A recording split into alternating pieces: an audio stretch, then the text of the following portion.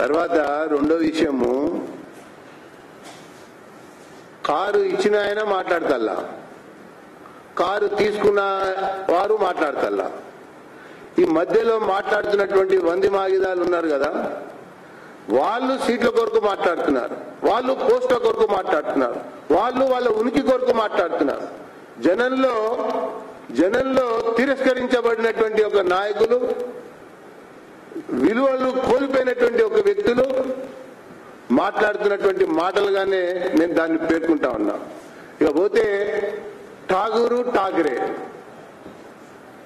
వీళ్ళ మీద ఆరోపణలు చేసింది ఎవరు? వీళ్ళ మీద అధిష్టానానికి ఫిర్యాదు చేసింది ఎవరు?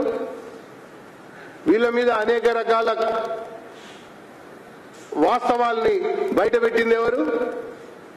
ఆ తర్వాత అధిష్టానమే ఠాకూర్ని ఎందుకు మార్చింది, ఠాకరేని ఎందుకు మార్చింది? అధిష్టానం సమాధానం చెప్పాలి, కాంగ్రెస్ పార్టీ సమాధానం చెప్పాలి దీనికి. ఠాకూర్ని ఎందుకు మార్చారు, ఠాకరేని ఎందుకు మార్చారు? ఒకవేళ వీళ్ళిద్దరే కనుక కాంగ్రెస్ పార్టీకి ఈ రాష్ట్రంలో జీవం పోసినటువంటి వాళ్ళు అయినట్టయితే ఎందుకు మార్చారు?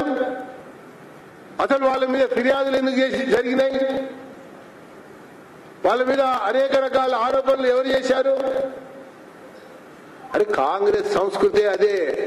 కాంగ్రెస్ సంస్కృతే బ్రీఫ్ కేసులు, సూట్ కేసులు, ల్యాండ్ ట్రాన్స్ఫర్లు, తర్వాత కార్లు, తర్వాత అక్కడి నుంచి సర్కారులో పనులు చేసుకోవటం అనేది కాంగ్రెస్ పార్టీలో, కాంగ్రెస్ ప్రభుత్వంలో అలవాటు అన్నటువంటి విషయం భారతదేశ రాజకీయాలు చూసిన తర్వాత, ఒక్కొక్క రాష్ట్రాల యొక్క పరిపాలన చూసినటువంటి తర్వాత అందరికీ ప్రజానికంగా అర్థమైనటువంటి ఒక వ్యవహారం అని చెప్పని నేను పేర్కొంటున్నా. కాబట్టి అనేక రాష్ట్రాల్లో కాంగ్రెస్ ప్రభుత్వంలో అధికారంలో ఉన్నటువంటి మంత్రులు గాని, ముఖ్యమంత్రులు గాని జైలుకి వెళ్ళినటువంటి సందర్భాలు, ఇన్ఛార్జీలుగా ఉన్న వాళ్ళు ఇంటికి వెళ్ళినటువంటి ఒక సందర్భాలు, ఇట్లా కాంగ్రెస్ సంస్కృతిలో అంతర్భాగంగానే సాగినటువంటి వ్యవహారం ఇప్పటికి కూడా నేను చెప్తున్నాను.